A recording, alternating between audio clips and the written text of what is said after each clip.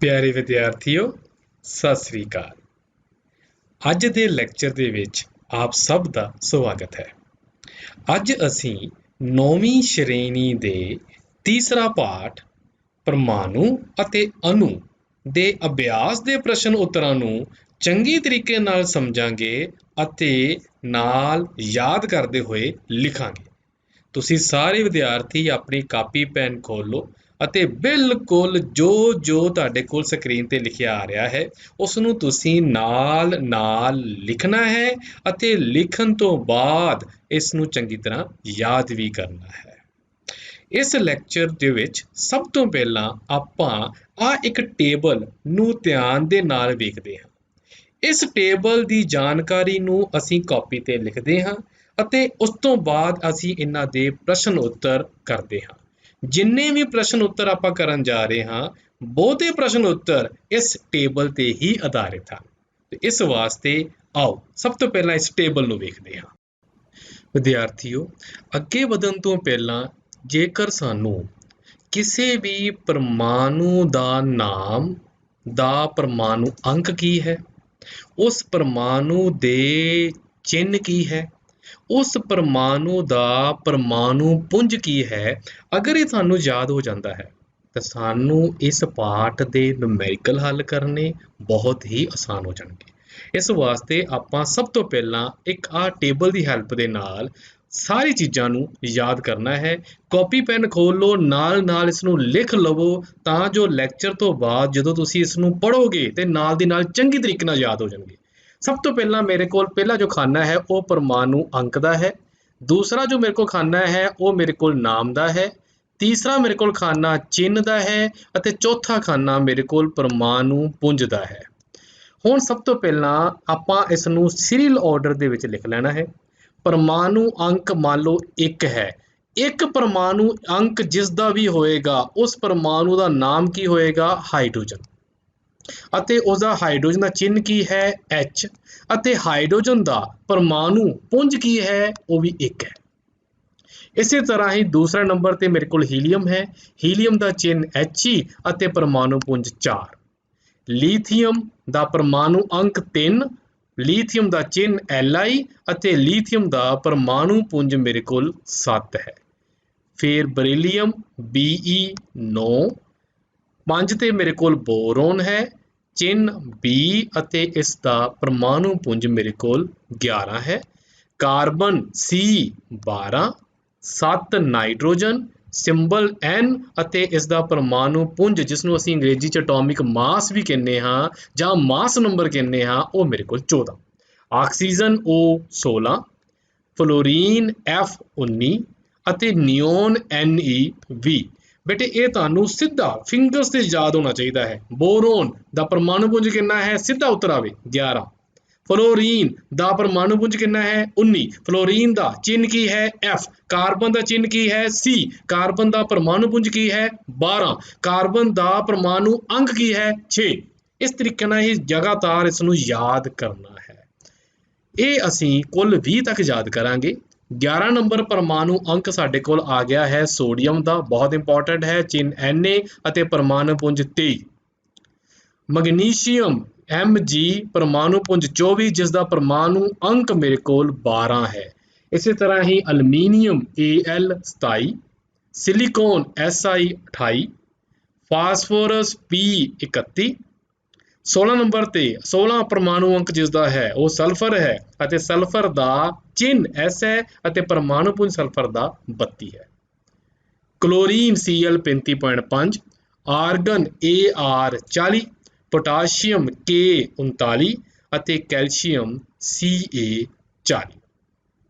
ਆਮ ਤੌਰ ਤੇ ਮੈਂ ਦੇਖਦਾ ਹਾਂ ਬੱਚੇ ਜਿਹੜੇ ਹੈ ਗਲਤੀ ਕਰਦੇ ਹਨ, ਉਹ ਕਰਦੇ ਹੁੰਦੇ ਹਨ ਫਾਸਫੋਰਸ ਤੇ ਪੋਟਾਸ਼ੀਅਮ ਦੇ ਵਿੱਚ। ਫਾਸਫੋਰਸ P ਫਾਸਫੋਰਸ ਜੋ ਚਿੰਨ੍ਹ ਹੈ ਉਹ ਫਾਸਫੋਰਸ ਦਾ ਹੈ, ਪੋਟਾਸ਼ੀਅਮ ਦਾ ਚਿੰਨ੍ਹ K ਹੈ ਉਹ ਪੋਟਾਸ਼ੀਅਮ ਦਾ ਹੈ।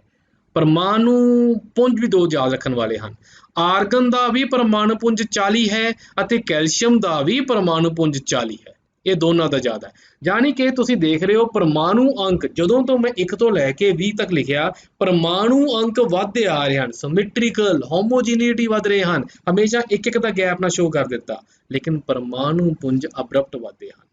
ਜਿਵੇਂ ਸੋਡੀਅਮ ਦਾ 23, ਮੈਗਨੀਸ਼ੀਅਮ ਦਾ 24 ਅਤੇ ਐਲੂਮੀਨੀਅਮ ਦਾ 27, 3 ਦਾ ਗੈਪ ਪੈ ਗਿਆ। Silicone 28, phosphorus 31।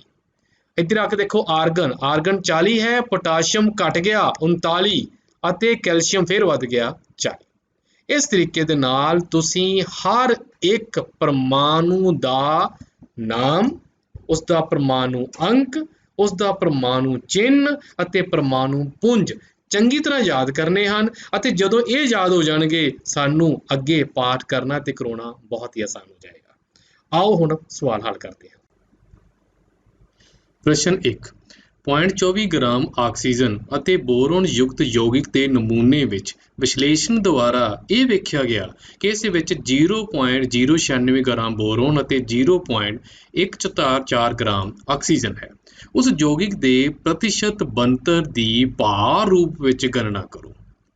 ਹੁਣ ਬੇਟੇ ਅਸੀਂ ਜਦੋਂ ਇਹੋ ਜਿਹਾ ਪ੍ਰਸ਼ਨ ਦੇਖਣਾ ਹੈ ਤੇ ਸਭ ਤੋਂ ਪਹਿਲਾਂ ਅਸੀਂ ਦੇਖਣਾ ਹੈ ਕਿ ਇਹ ਇੱਕ ਯੌਗਿਕ ਹੈ। ਇਸ ਯੌਗਿਕ ਦੇ ਵਿੱਚ ਸਾਡੇ ਕੋਲ ਇਸ ਯੌਗਿਕ ਦਾ ਜੋ ਪੁੰਜ ਹੈ ਉਹ ਹੈ 0.24 ਗ੍ਰਾਮ। ਇਸ ਦਾ ਉੱਤਰ, ਯੌਗਿਕ ਦਾ ਪੁੰਜ ਕਿੰਨਾ ਹੈ 0.24 ਗ੍ਰਾਮ, ਮੈਂ ਤੁਹਾਨੂੰ ਹੁਣੇ ਦੱਸਿਆ ਹੈ। ਬੋਰੋਨ ਦਾ ਪੁੰਜ ਹੈ 0.096 ਗ੍ਰਾਮ। ਆ ਦੇਖੋ ਪ੍ਰਸ਼ਨ 'ਚ ਦੇਖੋ ਆਪਾਂ ਉਹ ਲਿਖ ਦਿੱਤਾ ਹੈ। ਬੋਰੋਨ ਦੀ ਪ੍ਰਤੀਸ਼ਤ ਮਾਤਰਾ, ਦੇਖੋ ਜਿਹਦੀ ਵੀ ਪ੍ਰਤੀਸ਼ਤ ਮਾਤਰਾ ਕੱਢਣੀ ਹੁੰਦੀ ਹੈ, ਜਿਸ ਦੀ ਪ੍ਰਤੀਸ਼ਤ ਮਾਤਰਾ ਕੱਢਣੀ ਹੈ ਉਹ ਉੱਪਰ ਆਏਗਾ, ਜਿਸ ਵਿੱਚੋਂ ਕੱਢਣੀ ਹੈ ਉਹ ਥੱਲੇ ਆਏਗਾ, ਗੁਣਾ 100%। ਮੇਰੇ ਕੋਲ ਉੱਪਰ ਬੋਰੋਨ ਦੀ ਹੀ ਪ੍ਰਤੀਸ਼ਤ ਮਾਤਰਾ ਕੱਢਣੀ ਹੈ ਤਾਂ ਬੋਰੋਨ ਦਾ ਪੁੰਜ ਆ ਗਿਆ 0.096 ਗ੍ਰਾਮ, ਯੌਗਿਕ ਦਾ ਪੁੰਜ ਹੈ 0.24 ਗ੍ਰਾਮ, 100 ਗੁਣਾ 100%। ਜਦੋਂ ਮੈਂ ਇਸ ਨੂੰ ਹੱਲ ਕੀਤਾ ਤੇ ਮੇਰੇ ਕੋਲ ਇਹ ਕਟਿੰਗ ਕਰਕੇ ਬੋਰੋਨ ਦੀ ਪ੍ਰਤੀਸ਼ਤ ਮਾਤਰਾ ਆਈ 40%। ਇਸ ਤਰੀਕੇ ਦੇ ਨਾਲ ਮੈਂ ਬੋਰੋਨ ਦੀ ਪ੍ਰਤੀਸ਼ਤ ਮਾਤਰਾ ਪੁੰਜ ਦੇ ਆਧਾਰ ਤੇ ਕੱਢ ਸਕਿਆ। ਹੁਣ ਇਹਦੇ ਵਿੱਚ ਮੈਂ ਇੱਕ ਹੋਰ ਚੀਜ਼ ਦੀ ਵੀ ਪ੍ਰਤੀਸ਼ਤ ਮਾਤਰਾ ਕੱਢਣੀ ਹੈ, ਉਹ ਹੈ ਆਕਸੀਜਨ। ਇਸ ਨੂੰ ਹੱਲ ਕਰਨ ਵਾਸਤੇ ਯੌਗਿਕ ਦਾ ਫਿਰ ਦੁਬਾਰਾ ਪੁੰਜ ਲਿਖਾਂਗੇ 0.24 ਗ੍ਰਾਮ, ਮੈਂ ਹੁਣੇ ਦੱਸਿਆ ਸੀਗਾ। ਆਕਸੀਜਨ ਦਾ ਪੁੰਜ ਹੈ 0.144 ਗ੍ਰਾਮ। ਆਕਸੀਜਨ ਦੀ ਪ੍ਰਤੀਸ਼ਤ ਮਾਤਰਾ ਬਿਲਕੁਲ ਉਸੇ ਤਰੀਕੇ ਨਾਲ ਹੀ, ਜਿਸ ਦੀ ਪ੍ਰਤੀਸ਼ਤ ਮਾਤਰਾ ਕੱਢਣੀ ਹੈ, ਕਿਹਦੀ ਕੱਢਣੀ ਹੈ, ਆਕਸੀਜਨ ਦੀ। ਕਿਹਦੇ ਵਿੱਚੋਂ ਕੱਢਣੀ ਹੈ, ਯੌਗਿਕ ਚੋਂ ਕੱਢਣੀ ਹੈ। ਜਿਹਦੀ ਕੱਢਣੀ ਹੈ ਉਸ ਨੂੰ ਉੱਪਰ ਲਿਖ ਦਿਓ, ਜਿਹਦੇ ਵਿੱਚੋਂ ਕੱਢਣੀ ਹੈ ਉਸ ਨੂੰ ਥੱਲੇ ਲਿਖ ਦਿਓ, ਗੁਣਾ 100%। ਇਸ ਨੂੰ ਹੱਲ ਕਰਾਂਗੇ ਤੇ ਸਾਡੇ ਕੋਲ ਉੱਤਰ ਆ ਜਾਏਗਾ ਆਕਸੀਜਨ ਦੀ ਪ੍ਰਤੀਸ਼ਤ ਮਾਤਰਾ 60%। ਇਸ ਨੂੰ ਦੂਸਰੇ ਤਰੀਕੇ ਨਾਲ ਵੀ ਆਪਾਂ ਸਮਝ ਸਕਦੇ ਹਾਂ। ਇਸ ਯੌਗਿਕ 'ਚ ਇੱਕ ਤੇ ਆਕਸੀਜਨ ਹੈ, ਇੱਕ ਬੋਰੋਨ ਹੈ। ਮੈਂ ਪਿਛਲੇ ਪਾਰਟ 'ਚ ਕੱਢਿਆ ਸੀ ਬੋਰੋਨ ਦੀ ਜੋ ਮੇਰੇ ਕੋਲ ਪ੍ਰਤੀਸ਼ਤ ਮਾਤਰਾ ਹੈ ਉਹ ਹੈ ਮੇਰੇ ਕੋਲ 40%। ਮੈਨੂੰ ਇੰਨਾ ਪਤਾ ਹੈ ਕਿਸੇ ਯੌਗਿਕ ਦੇ ਵਿੱਚ ਸਿਰਫ ਆਕਸੀਜਨ ਹੈ, ਬੋਰੋਨ ਹੈ।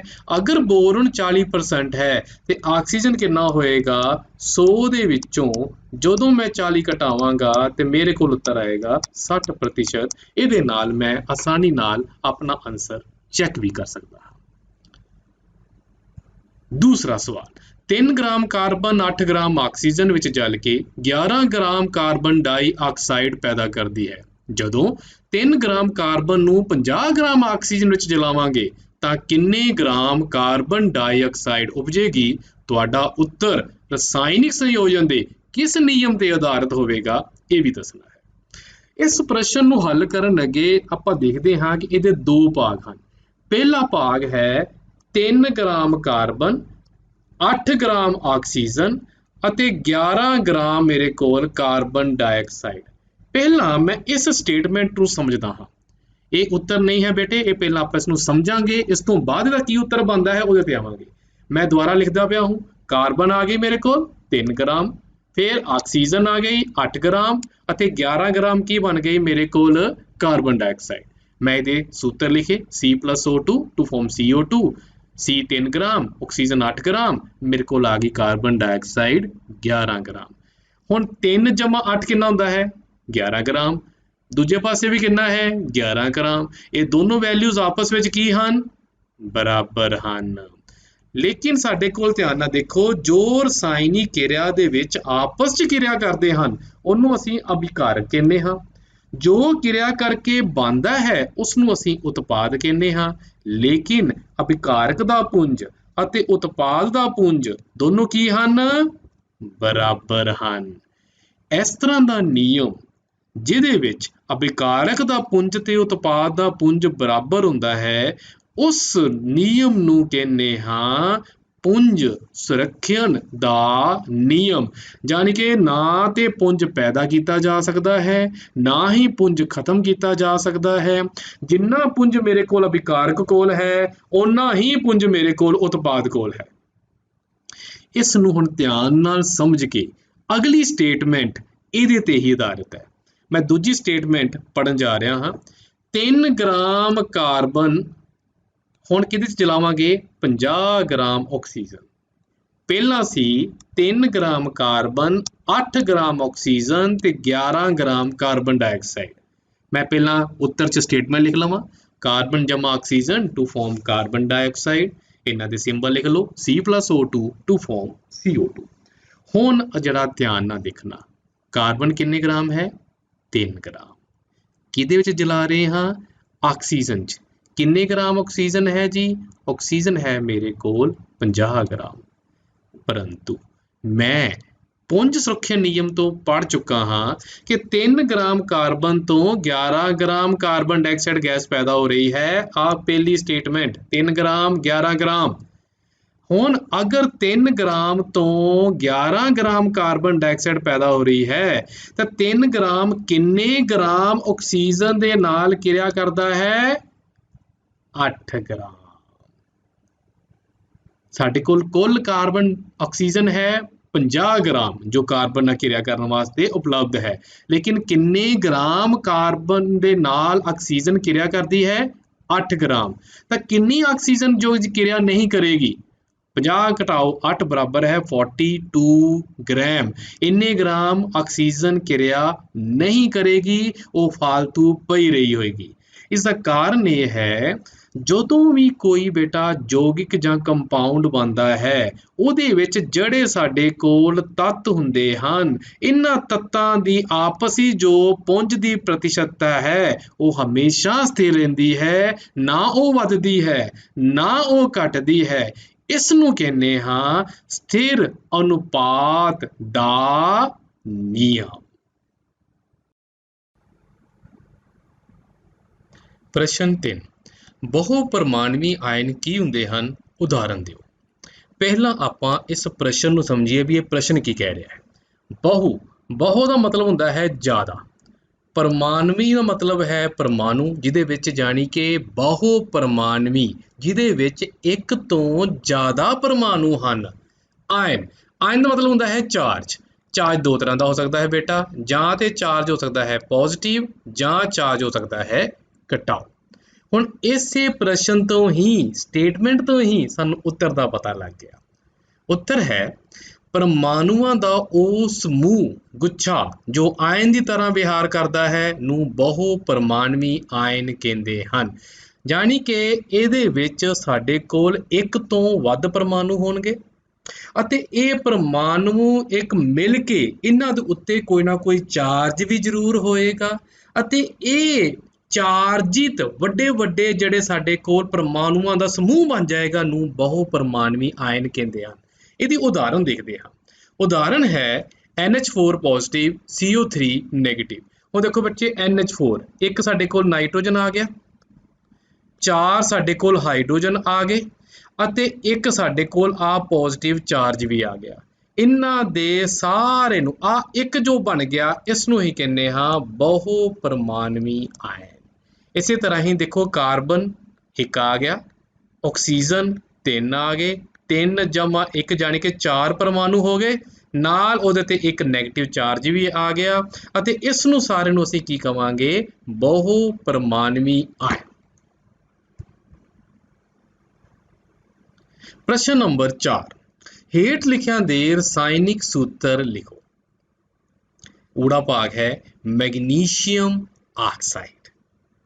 ਆਪਾਂ ਸਭ ਤੋਂ ਪਹਿਲਾਂ ਅਸੀਂ ਉੱਤਰ ਦੇ ਵਿੱਚ ਲਿਖਾਂਗੇ ਵੀ ਜੋ ਮੈਗਨੀਸ਼ੀਅਮ ਹੈ ਉਹਦਾ ਕੀ ਚਿੰਨ੍ਹ ਹੈ ਔਰ ਆਕਸੀਜਨ ਦਾ ਕੀ ਚਿੰਨ੍ਹ ਹੈ। ਮੈਗਨੀਸ਼ੀਅਮ ਆਇਨ ਹੈ ਬੇਟੇ Mg2 ਪੋਜ਼ਿਟਿਵ ਚਾਰਜ ਹੁੰਦਾ ਹੈ, ਤੁਸੀਂ ਪੜ੍ਹ ਚੁੱਕੇ ਹੋ। ਆਕਸਾਈਡ ਆਕਸੀਜਨ ਦੇ ਉੱਤੇ ਹੀ ਜਦੋਂ ਆਕਸੀਜਨ ਤੇ 2 ਨੈਗੇਟਿਵ ਚਾਰਜ ਆ ਜਾਂਦੇ ਹਨ ਉਸ ਨੂੰ ਅਸੀਂ ਕਹਿੰਦੇ ਹਾਂ ਆਕਸਾਈਡ। ਅਸੀਂ ਸਿੰਪਲੀ ਇਹਨਾਂ ਦੇ ਆਇਨਿਕ ਫਾਰਮ ਲਿਖ ਦੇਣੀ ਹੈ। ਉਸ ਤੋਂ ਬਾਅਦ ਅਸੀਂ ਮਾਰਨਾ ਹੈ ਇੱਕ ਤੀਰ ਮੈਗਨੀਸ਼ੀਅਮ ਤੋਂ ਆਕਸੀਜਨ ਵੱਲ ਨੂੰ ਜਾਣ ਦਿਓ ਅਤੇ ਦੂਸਰਾ ਤੀਰ ਆਕਸੀਜਨ ਤੋਂ ਮੈਗਨੀਸ਼ੀਅਮ ਵੱਲ ਨੂੰ ਜਾਣ ਦਿਓ। ਫਿਰ Mg ਤੇ O ਦੋਨੋਂ ਬਿਲਕੁਲ ਨਾਲ ਨਾਲ ਲਿਖ ਲਓ।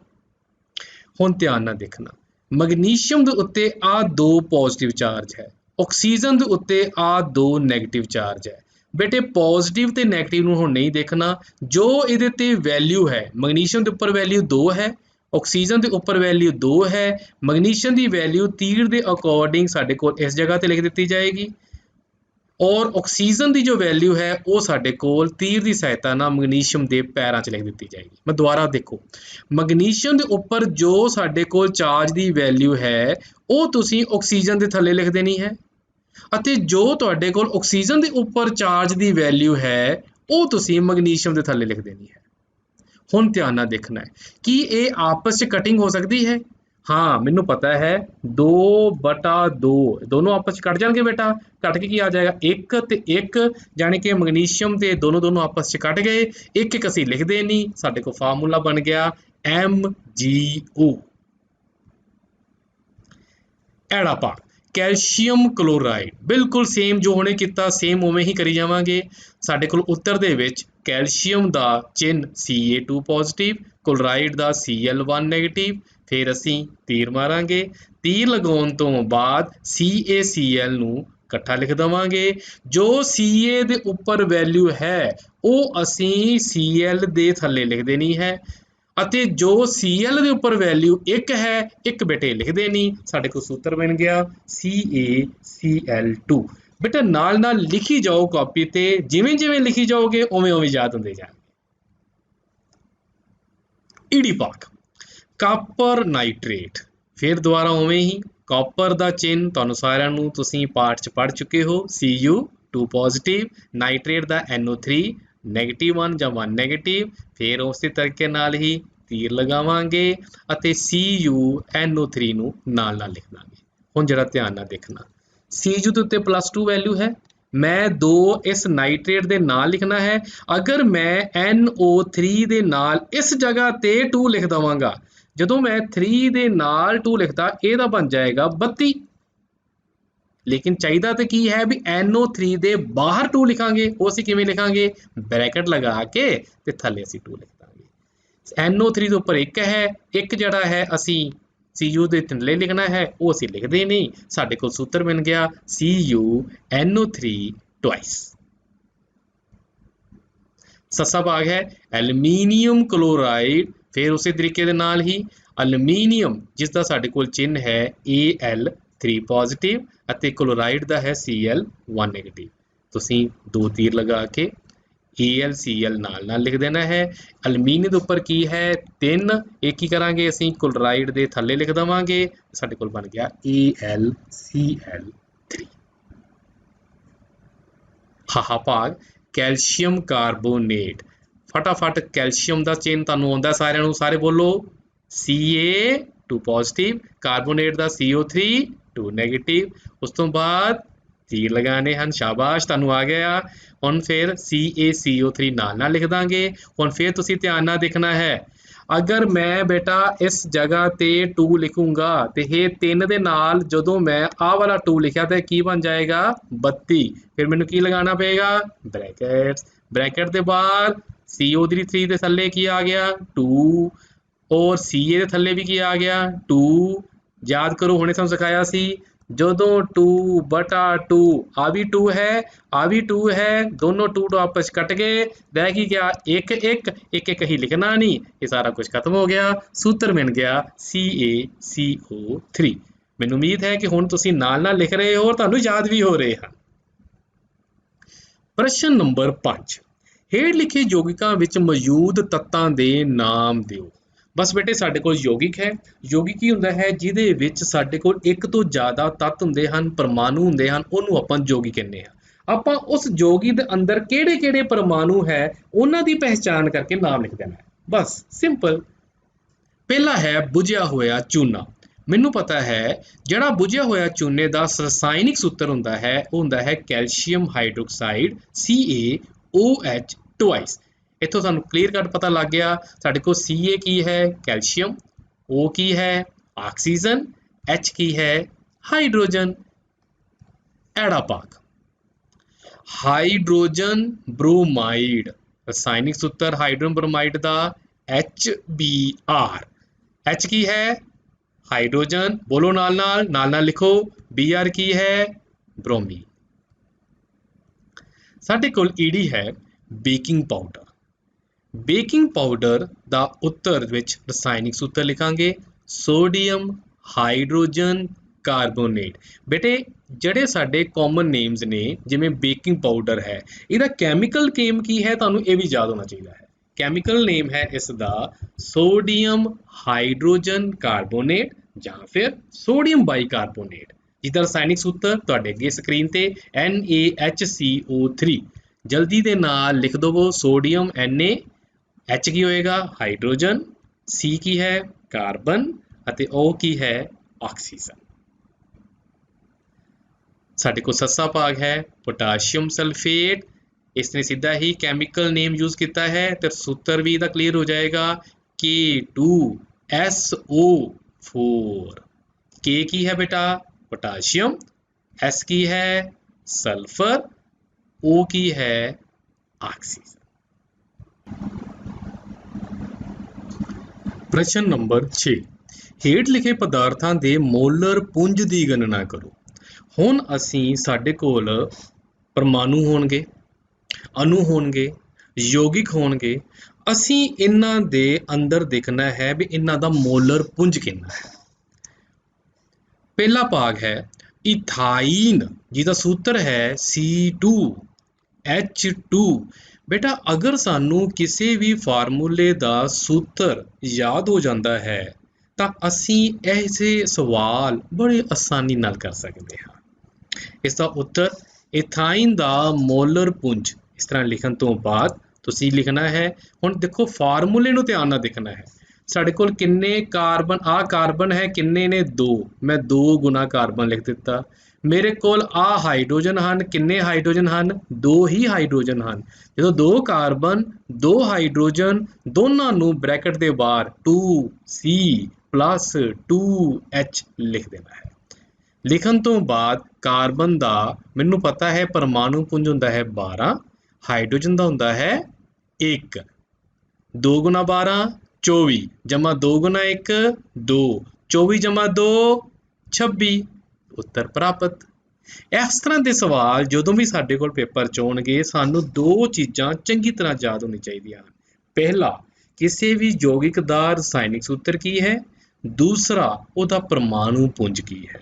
ਬਸ ਪਰਮਾਣੂ ਪੁੰਜ ਭਰੋ, ਸੂਤਰ ਦੇ ਵਿੱਚ ਕੈਲਕੂਲੇਟ ਕਰੋ, ਆਸਾਨੀ ਦੇ ਨਾਲ ਪੇਪਰ 'ਚ ਅੰਕ ਪ੍ਰਾਪਤ ਕਰ ਸਕਦੇ ਹਾਂ।